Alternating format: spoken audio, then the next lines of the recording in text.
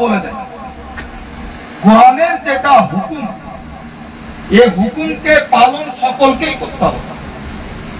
নবীও মওতের সাথ থাকবেন, সাহাবীও মওতের সাথ থাকবেন, শহীদও মওতের সাথ থাকবেন, ওলিও মওতের সাথ থাকবেন।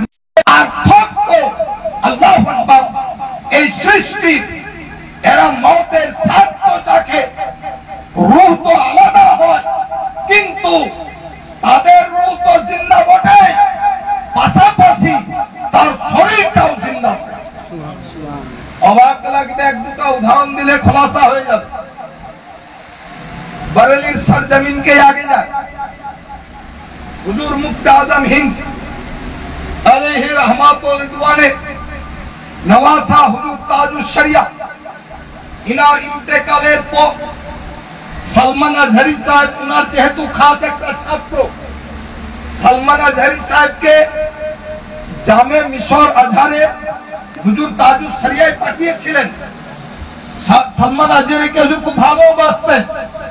इंतेकालेर पर सलमान अजहरी বলছে যে অন্যান্য লাশকে দেখেছি 10 ঘন্টা 12 ঘন্টার পর লাশ ফুলতে লেগে যায়, 14-15 ঘন্টা পর নাক দিয়ে পানি গড়তে লাগে, মুখ দিয়ে পানি গড়তে লাগে, কান দিয়ে পানি বেরোতে লাগে। 20 ঘন্টা পরে শরীর ফুলে যায়। 30-40 ঘন্টা যখন হয় শরীরের মাংস আলাদা হতে লাগে।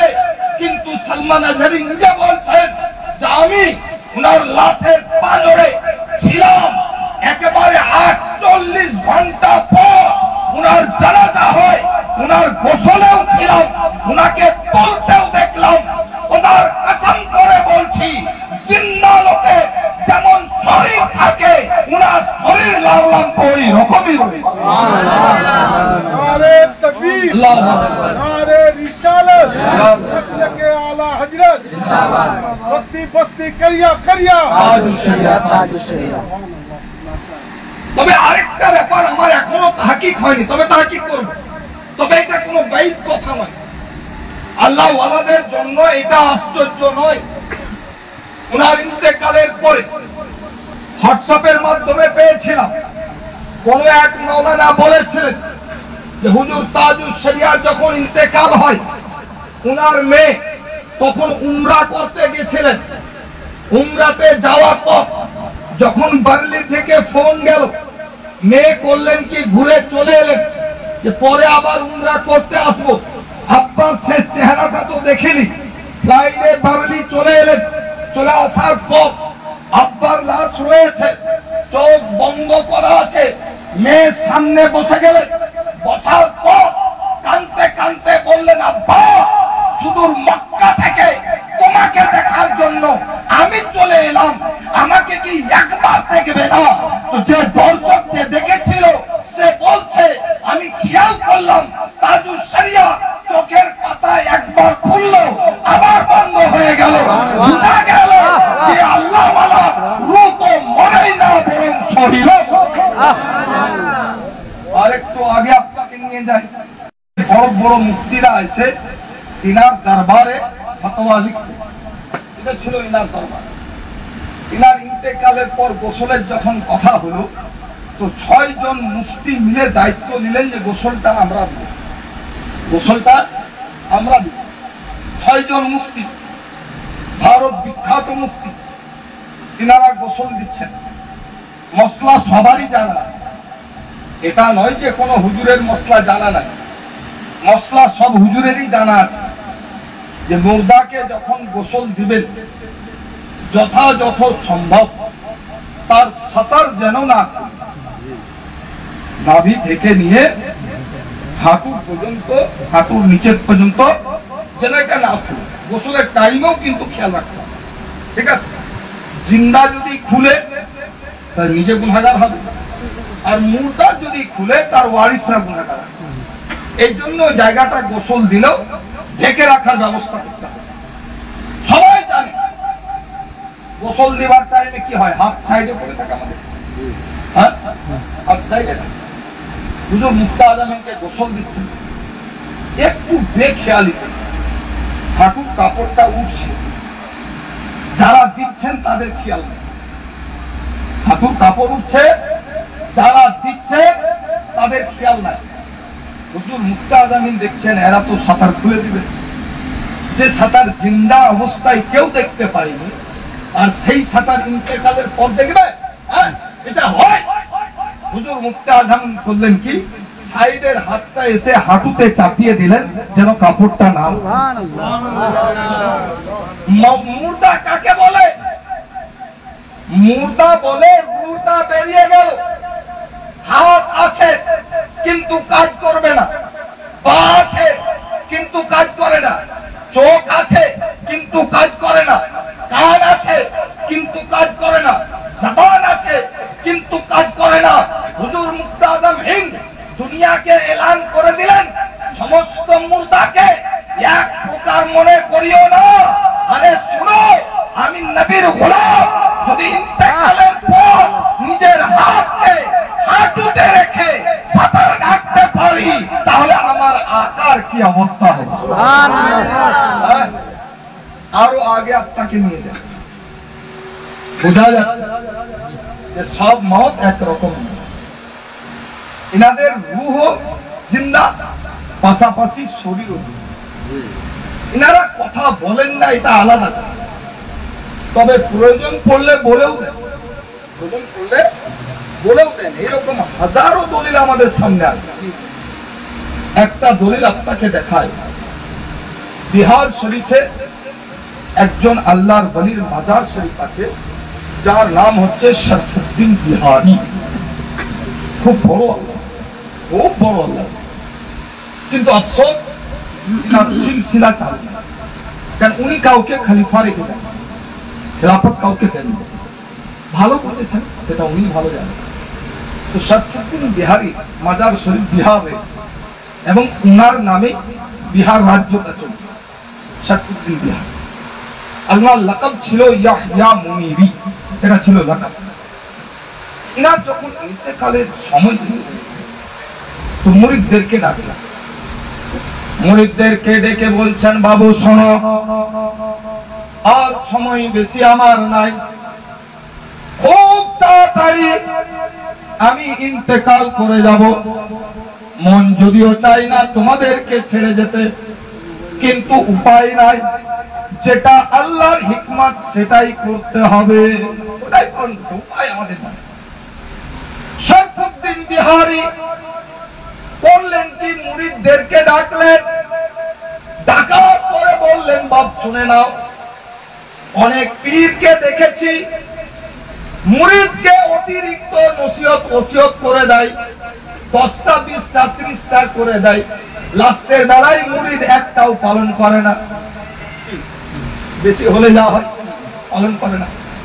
কিন্তু আমি মাত্র 2টা নসিহত করব। হুজুর বলেন দুটো কি?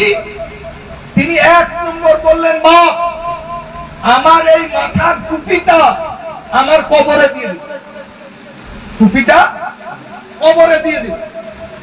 আর আরেকটা শোনো, তখন মোবাইলের যুগ ছিল না, ফোনে কথা বলার যুগ ছিল না, টেলিভিশনের যুগ ছিল না। তিনি বললেন, শোনো, মাকদুমে সিন্না নিজের পীরের দরবার আলাউল হক পান্ডেবি আলাইহির রহমাত দরবারে যাচ্ছেন, সঙ্গে কিছু ভক্ত তার রয়েছে, তাদেরকে সাথে করে নিয়ে যাচ্ছেন।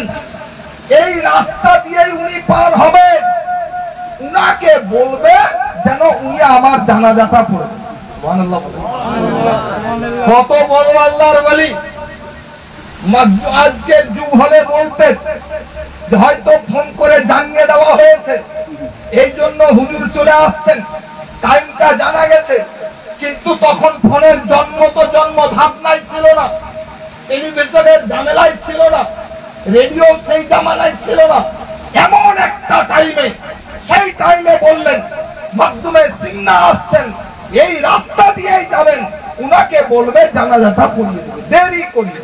বাস, লা ইলাহা ইল্লাল্লাহ। মুল্লা বলে আর কিছু বলবে, দেওয়ার বন্ধ হয়ে গেল, চোখ বন্ধ হয়ে গেল। মুরিদদের তো বুঝতে পেরেছে। আফসোস লাগে কিছু মুরিদকে দেখে, যে নিজের বাপ মাকে খাবার দেয় না, কিন্তু পীরের পিছন পিছন ছুটে বেড়ায়।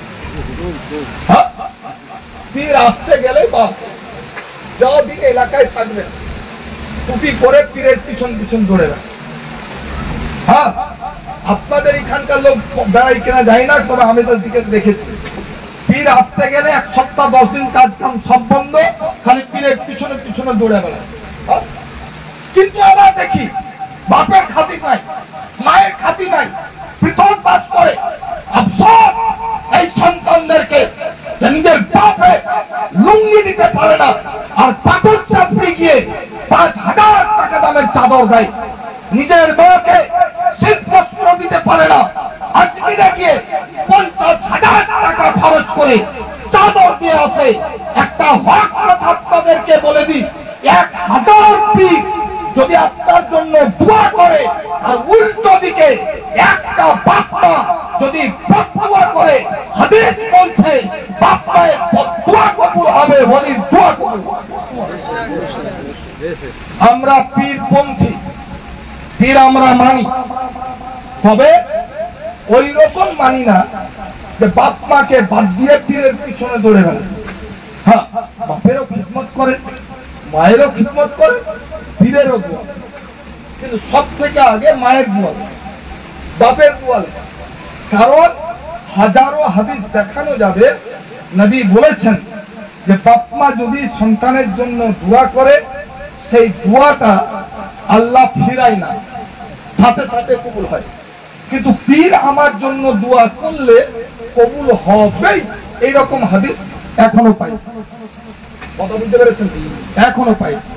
অর্থাৎ দোয়া নিলে আগে বাপ মায়ের কাছে, তারপরে পীরের কাছে। হযরতে ওয়াসতাগফির মুহাব্বত সকলের শোনায়, সকলে দেখে, কিন্তু উনি কি শিক্ষা পেলেন? মায়ের খিদমতের জন্য পীর তো পীর, নবীকে দেখতে যাচ্ছেন না। পীর তো অনেক দূরের ব্যাপার, নবীকে দেখতে যাচ্ছেন না মায়ের খিদমতের জন্য।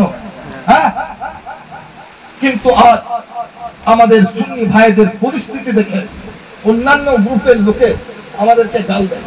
তার কারণটা হচ্ছে এদের রূপটা কিছু ভুল হয়েছে। যাই হোক, ইয়াহিয়া মুনিরি যখন বললেন তো বুঝতে তো পারছেন, ভালো কাপড় নিয়ে আসবে, ভালো আতর নিয়ে আসবে, সবই ভালো, সাবান ভালো নিয়ে আসবে, হ্যাঁ, গোলাপ পানি দিয়ে গা ধোয়াবে, বিভিন্ন আইটেম হল। গোসল করার পর জানাজা রেডি, আপনার রাস্তার ধারে রেডি হয়েছে, হাজার হাজার লোকের সমাজ, হাজার হাজার।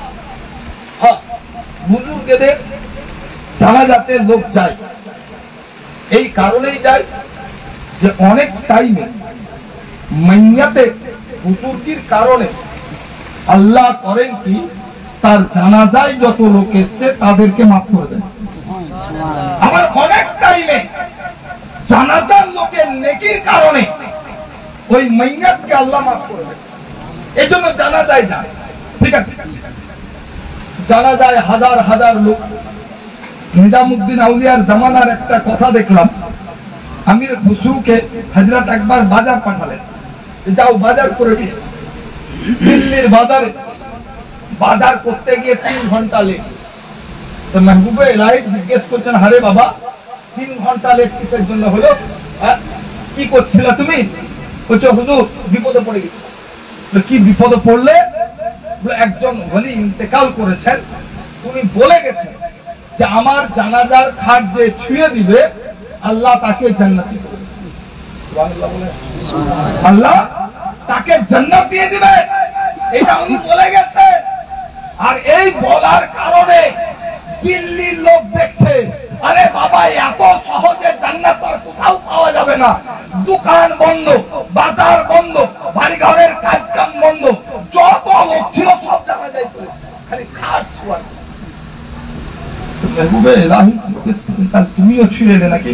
না আমি কিন্তু ছুঁই, যে কেন ছুঁলে তো ভালোই হতো, বিনা খাটাইতে। না, আমি লুকিয়েছিলাম এক সাইডে, ভিড় খুব, এই জন্য। কারণটা কি? তিনি উত্তর করলেন, শুনেন এই জন্যই ছুটে যাইনি যে আমি তো জান্নাত নিব, তবে আমার পীরের দরবার থেকে নিব।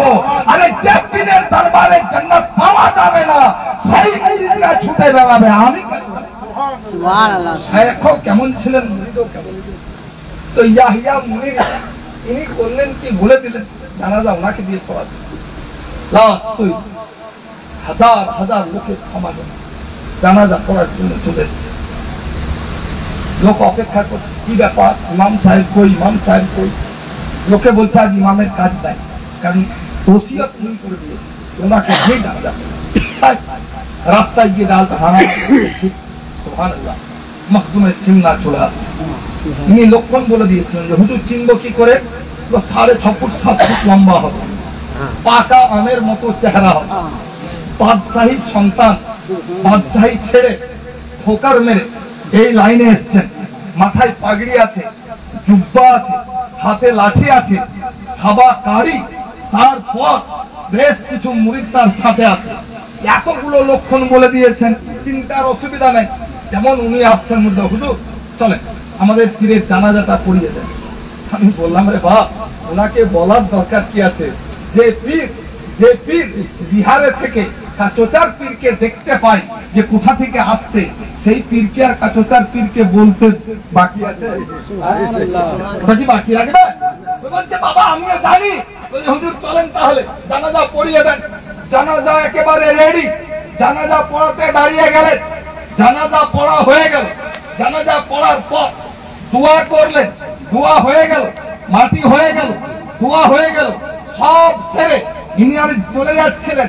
তো ওনার মুরিদেরা বলল হুজুর এক কাজ করেন, হেঁটে হেঁটে আসছেন কত দূর থেকে, আজকে রাতটা হুজুরের খানকায় আরাম করলেন, ইনশাআল্লাহ কালকে সকালে আবার হাঁটবেন।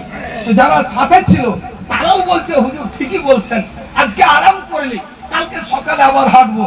মখদুমে সিমনা আপনার শরফুদ্দিন বিহারী খানকায় আরাম করছেন। আসরের পরে আবার একদল লোক হাজির, একদল লোক হাজির। হুজুর কবরস্থানে চলে, বলছে কবরস্থানে যাও মানে দুবার করে যেতে হবে? না তোমার কি যেতে হবে, চলে। বলোটা কি, আমাদের পীরের ডান হাতটা কবর থেকে বেরিয়ে গেছে, ডান হাত কবর থেকে বেরিয়ে গেছে। মখদুমে সিমনা বলেন এটা হয় কি করে, কোনো কিতাবেও পড়িনি, কোন বুজুর্গের জিন্দেগিতেও শুনিনি। এইরকম ডান হাত বেরিয়ে গেছে, তা বেরোয় কি করে, যুক্তি করে। আপনারা কবর কতটা করে, যার যতটা করেন, কবর 3 প্রকার। একটা হচ্ছে মাথা পর্যন্ত, সুবহানাল্লাহ, যেটা অনেক জায়গায় চালু নাই, আমার আলা হযরত চালু করেছিলেন যে আমার কবরটা মাথা পর্যন্ত। তবে ইনি তো আশিক, ইনার মাকসাদ আরেকটা ছিল। লোকেরা জিজ্ঞেস করলো হুজুর মাথা পর্যন্ত করবো কেন? সারা দুনিয়াকে নবীর সালাম পড়ালাম, আর নবী আসবেন আর সালাম করবো না, এটা হয় কি করে? নবী যেমন আসবেন উঠে যেন পড়তে পারি মুস্তাফা জানে রহমত পড়তে পারি, মাথা পর্যন্ত কবর। তৃতীয় কবর সিনা পর্যন্ত, যেটা আমরা সাধারণত করি মিডিয়াম। 3 নম্বর কবর কোমর পর্যন্ত, যদি কোনো ওজোর হয়। অনেক টাইমে বর্ষার দিনে কবর বেশি খুঁড়তে গিয়ে পানি বেরিয়ে যেতে পারে, কোমর পর্যন্ত খুঁড়ে দেয়। কবর খুঁড়তে গিয়ে পাথর বেরিয়ে যেতে পারে, কোমর পর্যন্ত খুঁড়ে দেয়।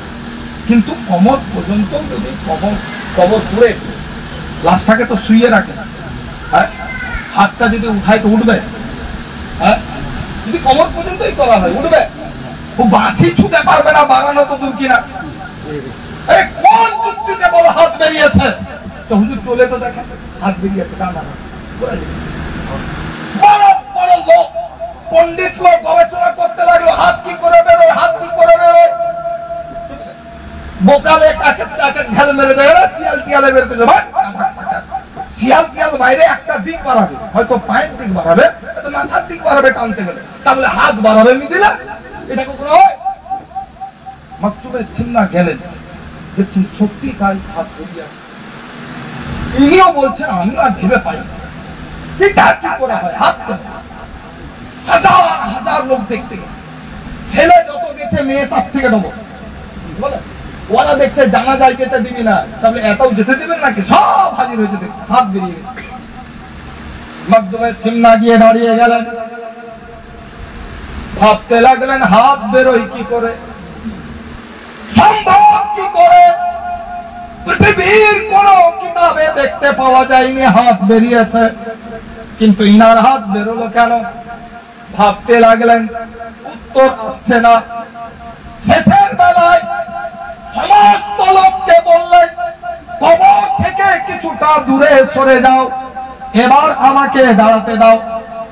মখদুমে সিমনা একাই দাঁড়িয়ে গেলেন। কবর থেকে সবাই দূরে হটে গেছে, সরে গেছে।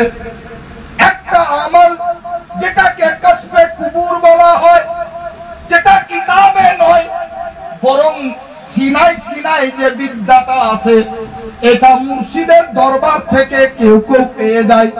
এটা হচ্ছে কসবে কুবুর। যখন এটা করবে মুর্দার সাথে সাথে সাথে কথা বলা বলি হবে।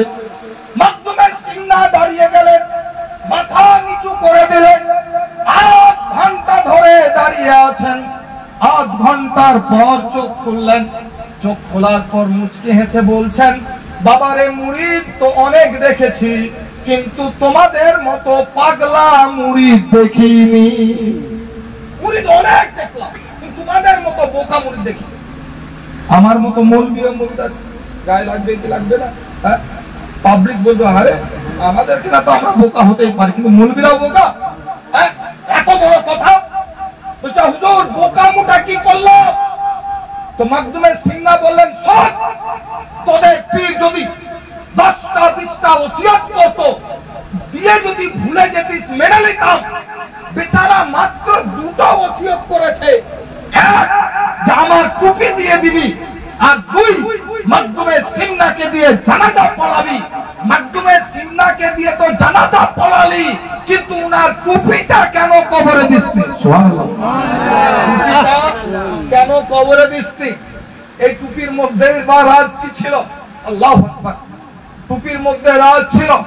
ওনাকে জিজ্ঞেস করা হয়েছিল, হুজুর আমরা তো কোন লোকের টুপি কবরে দিই না, কিন্তু আপনার কবরে টুপি কেন দিতে হবে? কারণটা কি? আমরা মশলা পড়েছি পুরুষদের জন্য 3টে কাফনের কাপড়, মহিলাদের জন্য 5টা। 3টে কাপড়ের মধ্যে টুপি তো আসে না, কাউকে তো দেওয়া হয় না, আপনি কেন বললেন? উনি উত্তর করেছিলেন, ভাব এই টুপিটা যদি বাজারে কিনা হতো আমিও দিতে বলতাম না। এই টুপিটা আমাকে রেজালুল গায়বের একজন আল্লাহর ওলি আমাকে দিয়েছিলেন। আমি ভাব খবরে টুপিটা এই জন্যই নিয়ে যেতে চাইছি, যদি আমার আমলের জোরেও আমি যদি না বাঁচতে পারি, ইনশাআল্লাহ টুপির জোরে আমি। এই কারণে সুন্নি মুসলমান অনেক এলাকায় নিজের মাইয়াতের কবরে কারু আহাদনামা দিয়ে দেয়, কারু সজরা শরীফ দিয়ে দেয়। মাকসাদ একটাই যে আমার আমলের জোরে আমি যদি পার না পাই, কমপক্ষে মুর্শিদের সজরার জোরে পার পেয়ে যেতেও পারি, কারণ মুর্শিদ স্বীকার করেছে এটা আমার, এটা আমার। আর এটা হাদিস শরীফে আছে, মা খাদিজাতুল কুবরা রাদিয়াল্লাহু তাআলা আনহা ইন্তেকালের সময় যখন কাছিয়ে গেল, নবী বাইরে আছে, মা ফাতেমা বাচ্চা মেয়ে, মা ফাতেমাকে মা খাদিজা বললেন, বেটা যাও তোমার আব্বা হুজুরকে তাড়াতাড়ি নিয়ে এসো। ছোট মেয়ে ছুটতে ছুটতে পাড়ায় বেরোলেন, নবীকে দিয়ে গেলেন, হুজুর তাড়াতাড়ি চলেন, মায়ের ছবি। আমার নবীও প্রচন্ড মা খাদিজাকে ভালোবাসেন, বরং স্ত্রীদের মধ্যে সব থেকে বেশি ভালোবাসে মা খাদিজা। মা আয়েশা একবার এমনি ঠাট্টা করে বুড়ি বলে দিয়েছিলেন, আমার নবী চোখ লাল হয়ে গেছে। মা আয়েশা তাড়াতাড়ি মাফ চেয়েছিলেন, মাফ করে দেন। কারণ নবী বলেছিলেন খাদিজাকে কেউ আঁচ দেবে না, কারণ খাদিজা আমার ওই টাইমের সাথী যে টাইমে আরবের কেউ আমার পাঁজরে ছিল। খাদিজা আমার পিছনে ওই টাইমে ধন খরচ করেছে, যে টাইমে মানুষ আমার ধন কেড়ে নিতে চেয়েছে, সেই টাইমে খাদিজা উদারতা দেখে 70টা উটের ব্যবসার সমস্ত টাকা উম্মতে মুহাম্মাদীর জন্য দান করে এত বড় খাদিজা। অতএব ওনার সম্পর্কে কিচ্ছু শুনবো না। মা ফাতেমা বললেন, আমার শরীর খুবই খারাপ। নবী তাড়াতাড়ি গেলেন, দেখছেন মা খাদিজার শরীর আসলেই মনে হচ্ছে এবার বিদায় দিল। মা খাদিজা নবীর হাতটা ধরে নিয়েছে, চোখ দিয়ে কষ্ট করে পানি পড়ছে। বলছেন, হুজুর, জীবনে আপনার কাছে সেরকম কিছু চাই যেন আপনি মনের দিক দিয়ে কষ্ট না পান, কিন্তু আজ মাত্র দুটো জিনিস চাইব, আগে ওয়াদা করেন যে আপনি আমাকে। নবী বলছেন, খাদিজা, তোমার জিন্দেগি সব বিলীন করেছো আমার জন্য, মাত্র দুটো কেন, তুমি 10টা চাও, আমি যখন দিব। হুজুর দিবেন? এক নম্বর, হুজুর, আমার ইন্তেকালের পর আপনি বিয়ে তো করবেন, কিন্তু ফাতেমাকে অন্য কারো হাতে ছাড়বেন না, নিজের হাতে।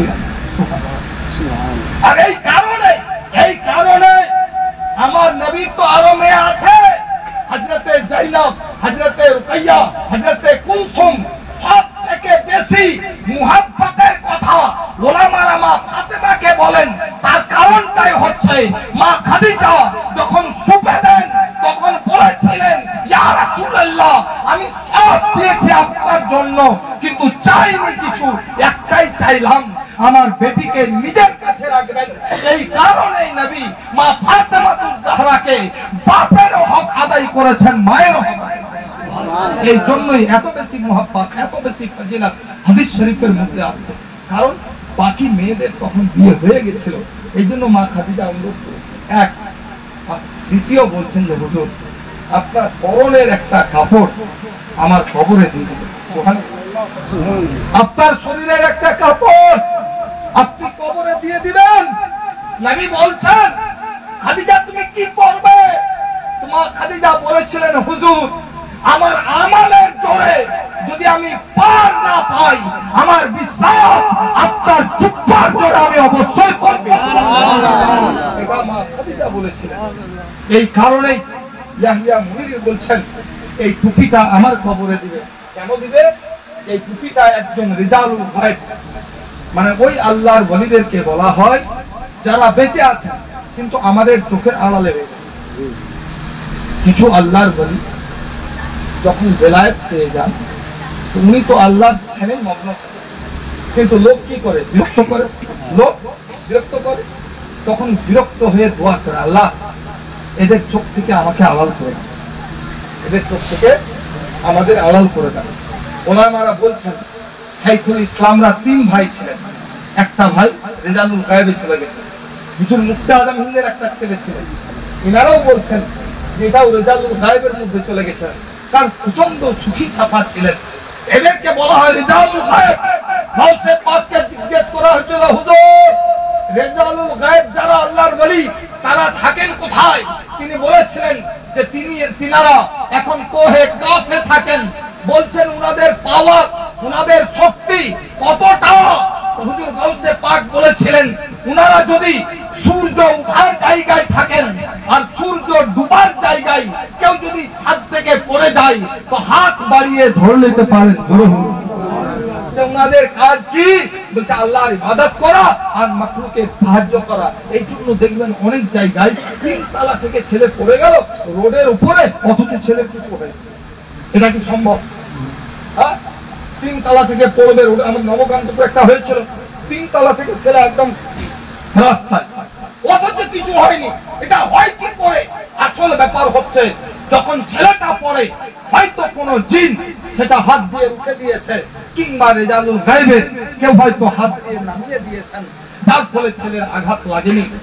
ইয়াহিয়া মুনির বলছেন, বাপ, এই টুপিটা হচ্ছে একজন রেজালুল গায়েব আমাকে উপহার হিসাবে দিয়েছিলেন, আমার কবরে এই জন্যই দিয়ে দিও যেন আমি আমার আমলের জোরেও যদি পার না পাই, ইনশাআল্লাহ টুপির জোরে পার হয়ে যাব। জোরে বলেন তো ভাইয়েরা আমার।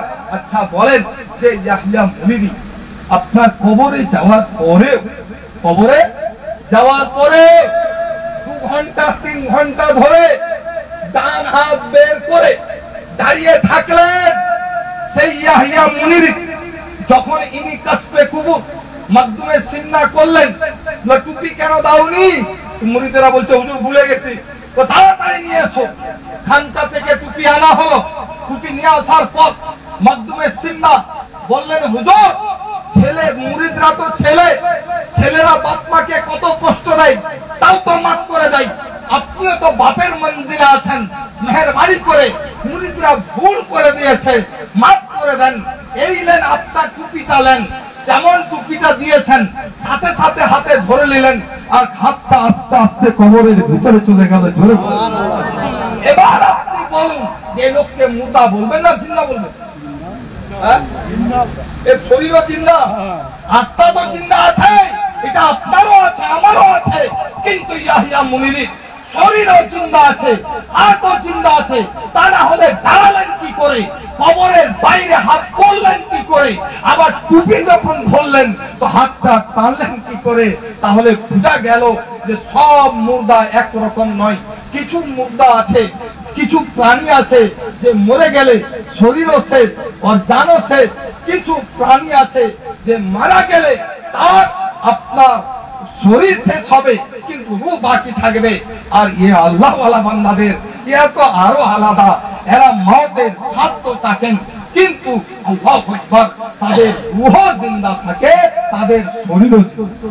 আল্লাহ এই ইজ্জত দিয়ে থাকে, আল্লাহ এই ইজ্জত দিয়ে থাকেন। इरशाद किबरिया है ऐलान मुस्तफा वो तो इज्ज मन तशा वो तो जिल्ल मन तशा। আল্লাহ যাকে চান সেই ইজ্জত দোয়া করেন, এই ইজ্জত যদি আল্লাহ আপনাকেও দিয়ে দেন। আল্লাহর রহমতের মধ্যে কমি নাই, ছাড়িয়েন না, চাইতে থাকেন চাইতে থাকেন চাইতে থাকেন। আমার উস্তাদ জিজ্ঞেস করেছিলেন, ইন্তেকাল করেছেন হুজুর আবুল কাসেম সাহেব, আল্লাহ ওনার কবরকে নবীর নূরে যেন মুনাওয়ার করে দেন এবং ওনার কবরকে যেন জান্নাতের বাগান। সকলে বলেন। উনি বলছিলেন যে বাবা, আমার উস্তাদকে জিজ্ঞেস করেছিলাম যে হুজুর खुदा को कैसे पाएंगे? उन्होंने जवाब दिएছিলেন एक बच्चे से सीख ले, एक बच्चे से सीख लेना। আমি তো মাথা খারাপ, একটা বাচ্চার কাছে শিখবো, এটা কোন ধরনের কথা?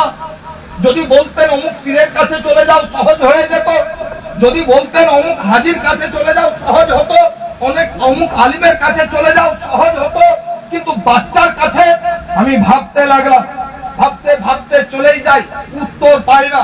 একদিন দেখছি আমার ছেলে জিদ ধরেছে, মা আমি ওই বাটার গোল বিস্কুট নেব, বাটার গোল বিস্কুট নেব।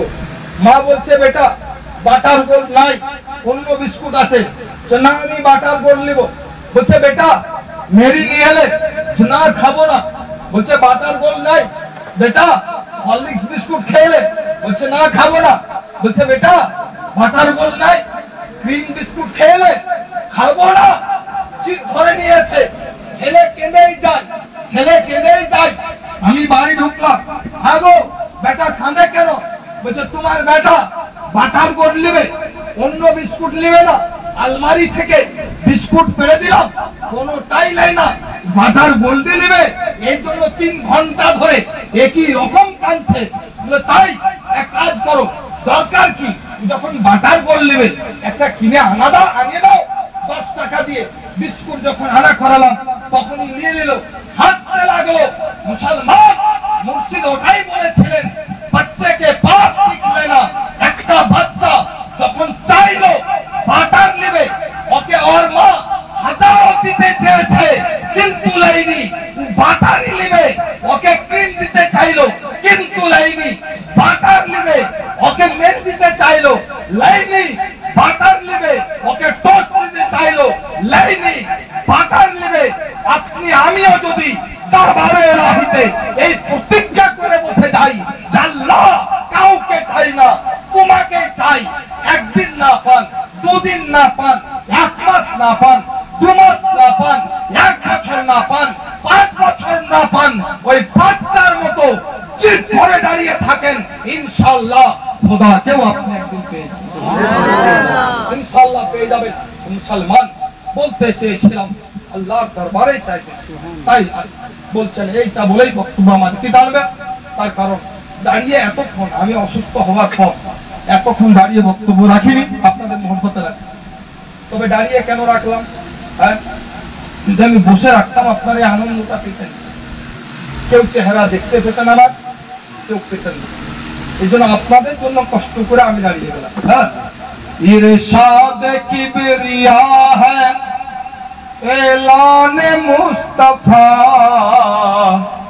वो तो इज्जो मन तशा वो तो जिल्लो मन तशा। सुभान अल्लाह। আর লোকের দেখে হিংসা করি, বুঝলেন? হাজী সাহেব হজ করতে গেছেন, খুশির খবর শোনালেন। বাগদাদ শরীফ গেছেন, খুশির খবর শোনালেন। এই বলে নিজে নিজে মিশিয়ে লাভ নেই। বরং দোয়া করেন যে আল্লাহ উনাকে যেমন তৌফিক দিয়েছে আল্লাহ যেন আমাকেও তৌফিক দেন, তাই না? जो मिल रही है मुझको वो इज्जत को देख कर हैरान क्यों हो तुम मेरी शोहरत को देख कर। जो मिल रही है मुझको वो इज्जत को देख कर हैरान क्यों हो तुम मेरी शोहरत को देख कर। जो कुछ है मेरे पास मेरे रब की है अता वो तो इज्जो मन तशा वो तो जिल्लो मन तशा। इरशाद किबरिया है ऐलान मुस्तफा वो तो इज्जो मन तशा वो तो जिल्लो मन तशा। बंजर जमी पे फूलों की चादर बिछाए वो पत्थर को मोम मोम को पत्थर बनाए वो। আল্লাহ কুদরতের বাইরে কি? হ্যাঁ, বঞ্জর জমি বলে ওই রকম নোনা জমি যেখানে কোনো ফসল হয়। বাঙালি ভাষায় আমাদের দেশে বলে বাঁঝা জমি, জমিটাই বাঁঝা, কোনো ফসলই হয় না, একে বলে বঞ্জর। কিন্তু আল্লাহ ইচ্ছা করলে মরুভূমির উপরেও গাছপালা দিতে পারে। बंजर जमी पे फूलों की चादर बिछाए वो पत्थर को मोम मोम को पत्थर बनाए वो। बंजर जमी पे फूलों की चादर बिछाए वो पत्थर को मोम मोम को पत्थर बनाए वो। उनकी रजा से जहर भी बन जाता है दवा वो तो इज्जो मन तशा वो तो जिल्लो मन तशा। इरशाद किबरिया है ऐलान मुस्तफा वो तो इज्जो मन तशा वो तो जिल्लो मन तशा। अस्सलामु अलैकुम व रहमतुल्लाहि व बरकातुहू। क्या